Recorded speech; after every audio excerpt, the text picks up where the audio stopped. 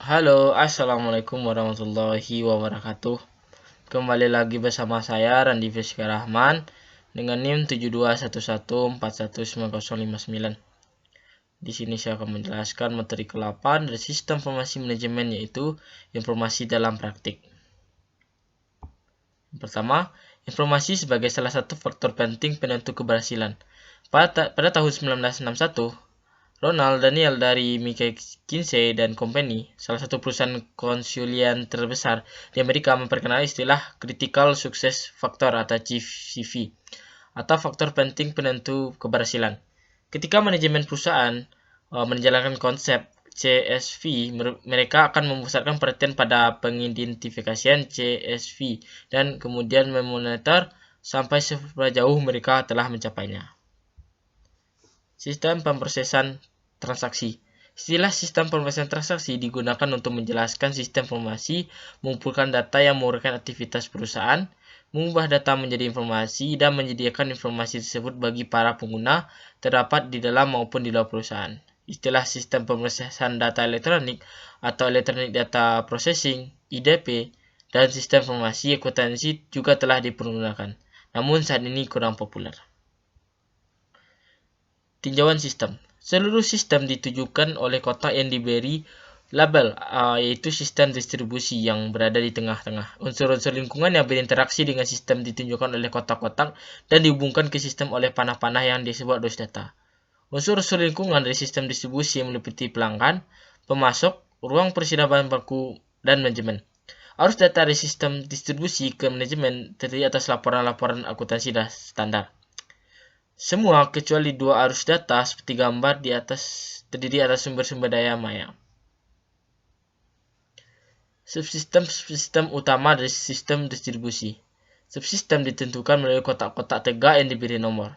Subsistem pertama berhubungan dengan pemenuhan pemesanan pelanggan. Yang kedua, dengan pemesanan penggantian pesian dari pemasok. Dan yang ketiga, dengan pemilihan buku besar perusahaan. Sistem memenuhi pesanan pelanggan. Ada beberapa sistem. Yang pertama, sistem entry pesanan, yaitu memasukkan pesanan pelanggan ke dalam sistem. Yang kedua, sistem persediaan, yaitu memelihara catatan persediaan. Yang ketiga, sistem penagihan, yaitu membuat faktur pelanggan.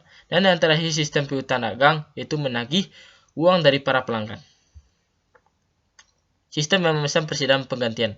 Sistem pembelian menerbitkan pesanan pembelian kepada pemasok untuk persediaan yang dibutuhkan. Sistem penerimaan yaitu menerima persediaan, sedangkan sistem utang yaitu melakukan pembayaran. Sistem yang menjalankan proses buku besar adalah sistem akuntansi yang mengumpulkan dari data dari sistem-sistem akuntansi yang lainnya dengan tujuan untuk menjadikan gambaran keuangan operasi perusahaan secara gabungan. Terdapat dua subsistem. Yang pertama, sistem buku besar. Pembukaan catatan yang menguraikan berbagai tindakan dan transaksi dalam buku besar. Yang kedua, sistem pembuatan laporan manajemen, yaitu menggunakan isi buku besar untuk membuat neraca dan laporan laba rugi serta laporan lainnya. Menempatkan sistem pemrosesan transaksi dalam perspektif.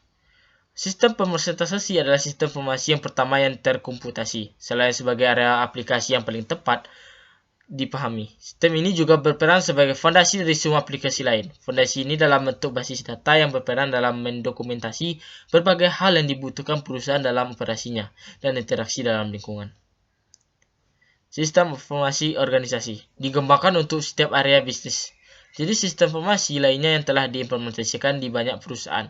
Sistem informasi eksekutif. Semua sistem informasi ini merupakan contoh dari sistem informasi organisasi. Semua sistem informasi tersebut dikembangkan untuk memenuhi kebutuhan akan informasi yang berhubungan dengan bagian-bagian tertentu dari organisasi. Sistem informasi organisasi.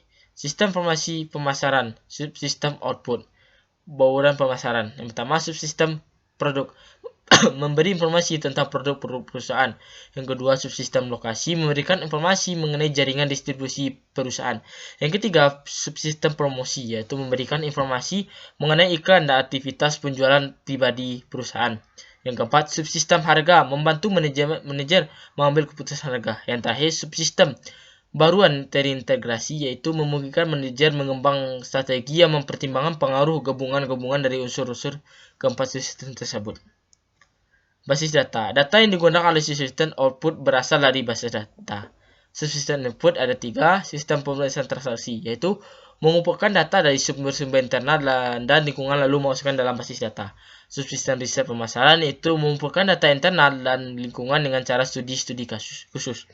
Subsistem intelijensi pemasaran itu mengumpulkan data lingkungan yang berfungsi untuk manajemen tetap terinformasi mengenai aktivitas para pesaing dan pelanggan dan unsur-unsur lainnya yang dapat mempengaruhi operasi perusahaan. Sistem informasi sumber daya manusia memberikan kepada seluruh manajer perusahaan yang berkaitan dengan sumber-sumber manusia perusahaan. Subsistem output HRIS yaitu perencanaan, rekrutmen, pengolahan tenaga kerja, kompensasi karyawan, tunjangan karyawan, dan laporan SDM untuk informasi yang dibutuhkan oleh publik. Sistem informasi manufaktur yaitu memberikan informasi kepada seluruh manajer perusahaan yang berkaitan dengan operasi manufaktur perusahaan. Sistem informasi manufaktur yang pertama, manufaktur produksi, manufaktur persediaan, manufaktur mutu, dan manufaktur biaya. Sistem informasi keuangan memberikan informasi kepada seluruh manajer perusahaan yang berkaitan dengan aktivitas keuangan perusahaan. Subsistem informasi keuangan, peramalan ekonomi masa depan, pengelolaan aliran dana perusahaan, pengendalian keuangan perusahaan. Sistem informasi eksekutif adalah suatu sistem yang memberikan informasi kepada manajer di tingkat yang lebih tinggi atas kinerja perusahaan secara keseluruhan. Dipergunakan pula istilah sistem pendukung eksekutif. Manajemen hubungan pelanggan adalah manajemen hubungan antara perusahaan dengan pelanggan sehingga baik perusahaan maupun pelanggan yang akan menerima nilai maksimum dari hubungan ini. Strategi ini menjadi bahwa membina hubungan jangka panjang dengan pelanggan adalah suatu strategi yang bagus karena mempertahankan pelanggan sudah ada biasa akan lebih murah daripada mendapatkan pelanggan baru. Data warehousing. Seiring dengan terkumulasinya data transaksi selama bertahun-tahun, maka volume data akan menjadi lebih besar. Waktu singkat ini, sebuah komputer mampu mendukung suatu sistem dengan permintaan data berskala besar seperti itu. Memungkinkan sebuah teknologi komputer untuk membangun sebuah sistem dengan kapasitas data yang hampir tak terbatas. Karakteristik data warehouse.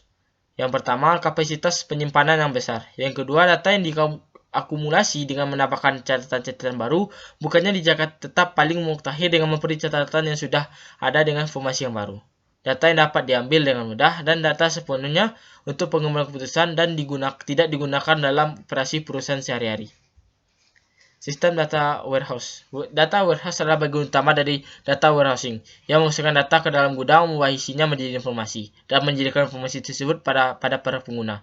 Data dikumpulkan dari sumber-sumber dan dikirimkan ke arah pengumpul sebelum dimasukkan ke dalam tempat penyimpanan data warehouse. Sumber-sumber data yang utama adalah sistem pemeriksaan transaksi, namun tambahan data dapat diperoleh dari sumber-sumber lainnya, baik internal maupun lingkungan. Bagaimana data disimpan dalam tempat penyimpanan data warehouse? Yang pertama, data dimensi. Data pengidentifikasian dan deskriptif akan disimpan dalam tabel dimensi. Istilah dari tabel dimensi akan mengartikan pemikiran bahwa data tersebut dapat menjadi basis untuk melihat data dari berbagai sudut pandang atau berbagai dimensi. Yang kedua, tabel fakta. Tabel yang terpisah-pisah merupakan tabel fakta berisi ukuran-ukuran kuantitatif suatu entitas, objek atau aktivitas. Paket informasi. Dari tabel teratas, maka terbentuklah paket informasi. Paket informasi mengidentifikasi semua dimensi yang digunakan dalam analisis suatu aktivitas tertentu. Paket informasi terdiri atas 4 dimensi yang digunakan untuk menganalisis penjualan komersial, waktu, tenaga, penjual pelanggan, dan produk. Skema bintang. Dengan menggunakan 4 tabel dimensi pelanggan, waktu, tenaga, penjual, dan produk dalam skema bintang, maka dapat diperoleh sebagai berikut. Yang pertama, unit penjual aktual menurut kode pos pada bulan tertentu. Perbandingan jumlah komisi penjualan menurut wilayah penjualan selama 2 kuartal terakhir. Penjualan produk berdasarkan pelanggan untuk setahun berjalan dengan saat ini. Skema ini berfokus pada segi pelanggan, tenaga penjual, produk, dan waktu. Tempat penyimpanan data warehouse terdiri atas skema bintang dengan satu skema untuk setiap jenis aktivitas yang dianalisis. Penyampaian informasi. Unsur terakhir dalam sistem warehouse adalah sistem penyampaian informasi yang mendapatkan data dari penyimpanan data, mengubah informasi, dan menjadikan informasi tersebut tersedia bagi pengguna. OLAP, yaitu pembuatan laporan, paket, query basis data, dan model-model matematis semuanya dapat digunakan. Terdapat 2 pendekatan yaitu OLAP, yaitu rollup dan mollup. Rollup menggunakan suatu sistem manajemen basis data relasional standar, sedangkan mollup menggunakan suatu sistem manajemen basis data khusus multidimensional.